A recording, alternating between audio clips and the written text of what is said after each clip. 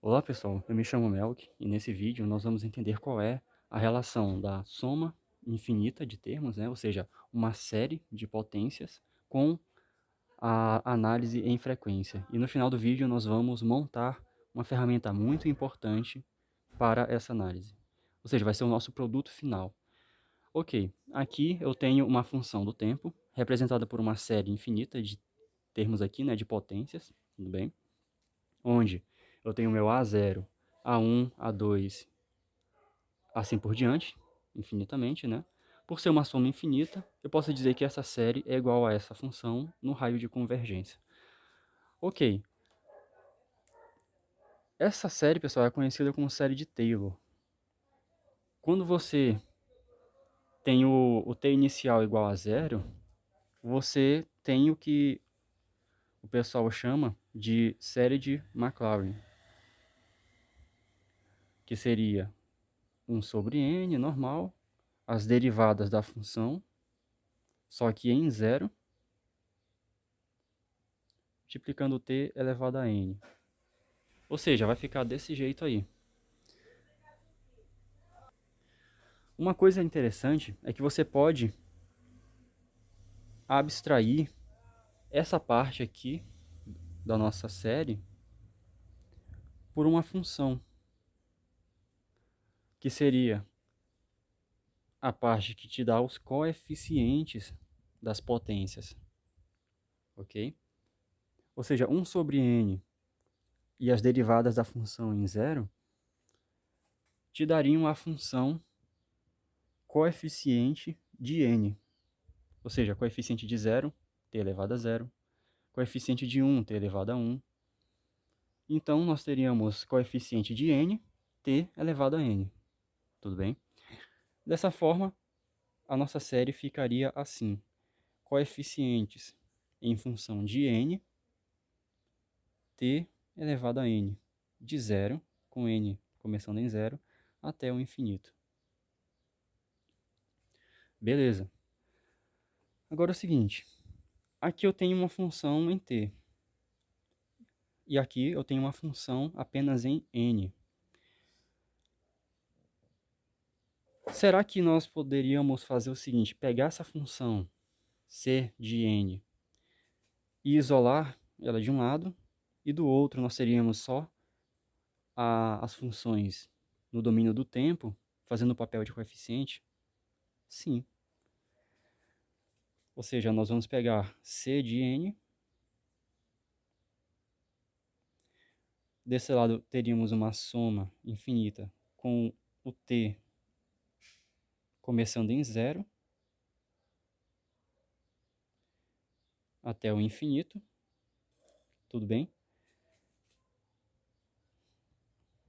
A função do tempo dando os coeficientes, e a potência agora será n de t. Só o t, né? Já que é a potência. Então, observe que é semelhante ao caso anterior, só que nós temos uma função coeficiente dada por uma soma infinita de funções do tempo e potências de n. Mas é o seguinte, aqui eu tenho 0, 1, 2, 3 e assim por diante. Ou seja, eu tenho saltos.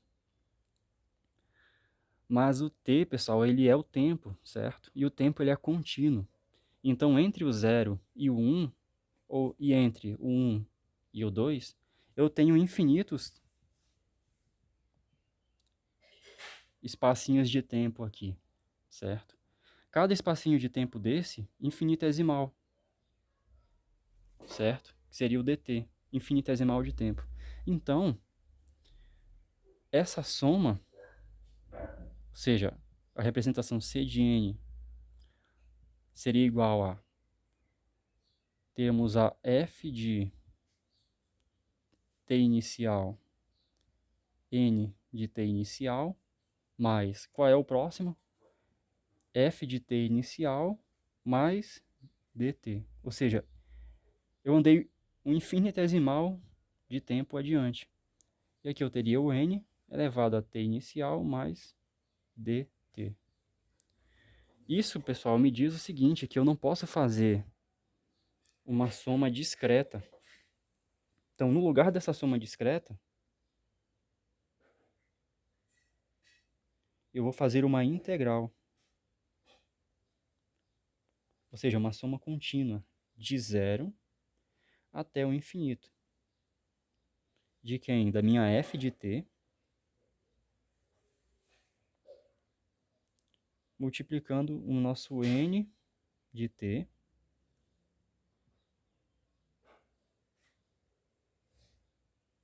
e a integral é em dt. Agora sim, nós estamos moldando a nossa ferramenta. Agora o que falta? O nosso n. O nosso n, pessoal, nós queremos que ele seja a frequência. Ou seja, todo o nosso esforço até então foi para construir uma ferramenta que pudesse transformar uma função do tempo em uma função da frequência. Nós estudamos anteriormente que a forma polar de um número complexo representa por um vetor que pode girar, completar voltas, certo? Voltas dentro de um segundo, que isso é a frequência. Sendo assim, vamos fazer o n pertencendo aos complexos e o n sendo igual a um complexo aqui. Outra coisa interessante, pessoal, que é importante de se entender. Eu tenho meu plano complexo, né, o imaginário aqui, e o real. Nós vimos que um vetor girando, você pode acompanhar a sombra que ele faz aqui no real. Logo, a sombra que ele faz aqui seria assim, né? O vetor, quando ele vai girando, essa parte vai reduzindo. Então, ficaria assim, reduz, depois aumenta, reduz, aumenta. Ou seja, aqui nós vemos que temos o cosseno do θ, certo? E aqui em cima eu vou ter o meu seno de θ, que são as sombras do vetor, certo? Olha só que interessante. Sendo assim, até então nós representamos amplitudes que não variam.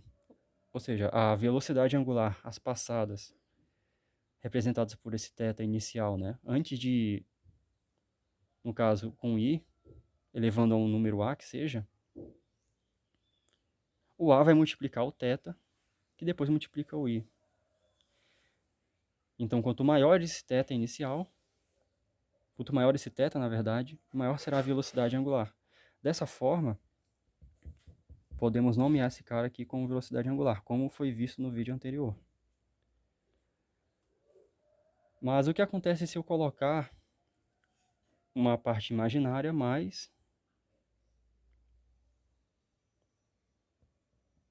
uma parte real aqui, né? Seja uma constante.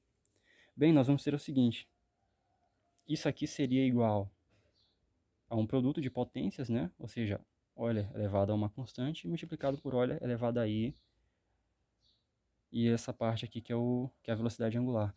Dessa forma, juntando tudo, poderíamos ter um aumento de amplitude ou uma redução de amplitude exponencialmente. Então, nós teremos esse efeito aqui, ó.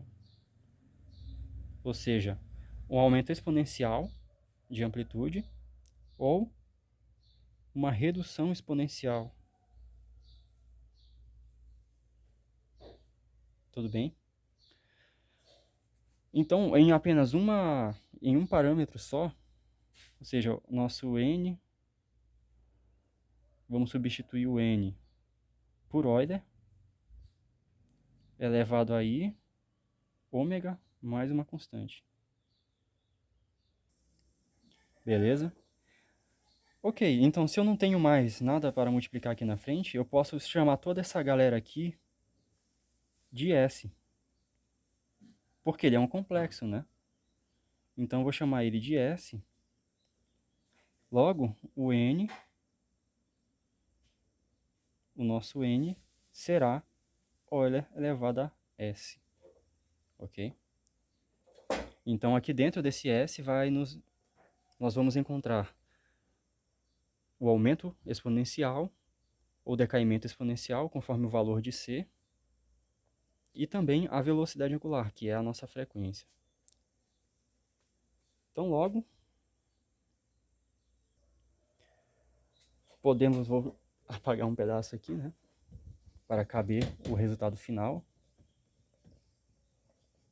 Assim, pessoal, nós construímos uma coisa que é chamada de transformada. No caso, o nosso C de N, que agora é C de S, será igual à integral de 0 a infinito das f de t, Euler elevado a s, elevado a t, né? Ou seja, vai ser multiplicando, integrado em dt. Só que, assim como nos casos anteriores, nós vimos que a soma, os seus termos devem reduzir para que isso aqui não exploda para o infinito. Nesse caso, nós temos 1 sobre n fatorial. Ou seja, isso daqui reduz muito rápido. No nosso caso, nós temos uma exponencial, já que a f de t pode ser qualquer função do tempo. Sendo assim, nós vamos dividir pela exponencial. Ou seja, quando for feita a integral de 0 ao infinito, eu quero que o limite com t tendendo a infinito de quem? De 1 sobre Euler st seja igual a 0. Ou seja, se eu pegar só essa parte, fizer isso aqui daria 0. Por quê? Eu estou dividindo 1 para um número que cresce muito rápido, que é uma exponencial. Então, por exemplo, 1 sobre 1 milhão vai dar quase nada. 1 sobre 1 bilhão, menos ainda. Então, quando ele tender ao infinito, isso aqui vai tender a 0. Então, isso daqui vai me dar uma velocidade de decaimento dos termos muito legal. Ok? Então, por isso eu vou colocar menos st, ou seja, o inverso. Isso aqui, pessoal, é a mesma coisa, 1 sobre st, é a mesma coisa de Euler a menos st. Ok? E assim, olha só o que nós temos. Temos os coeficientes aqui, que estavam do outro lado. Aqui eu tenho só f de t. Quando isso daqui for integrado, o t vai ser substituído por 0 e por infinito. E vai sobrar apenas uma função de s. Então, olha só que louco. Antes nós tínhamos uma série, né? Tínhamos a função, mas ainda aparecia o tempo. Agora, isso se transformou em uma função de s, que eu vou chamar agora de f de s. Ok? E o s, nós vimos que vai dar a frequência e o decaimento da amplitude. Então é isso aqui, pessoal. Isso aqui é chamado de transformada de Laplace, que é muito popular na engenharia eletrônica. Então, sempre que haver uma análise em frequência, esse cara vai entrar em ação. Nós vamos pegar funções do tempo e transformá-las em função da frequência, por meio do nosso vetor girante aqui, né? Claro, né? Isso aqui vai ser em radianos por segundo, então você tem que fazer a conversão. Você não vai colocar em hertz direto, né? No S. Então você faz lá a conversão de hertz para radianos por segundo, e aí a brincadeira começa. Ok, pessoal? Então é isso aí. Em próximos vídeos nós podemos fazer alguns exemplos.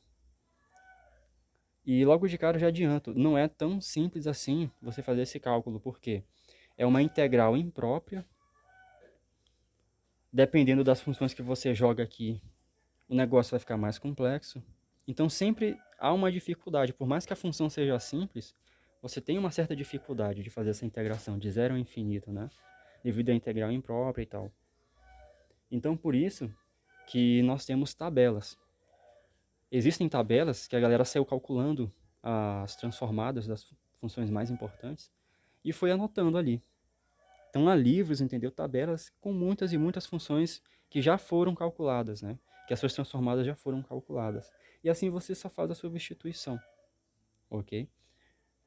Então é isso, pessoal, basicamente.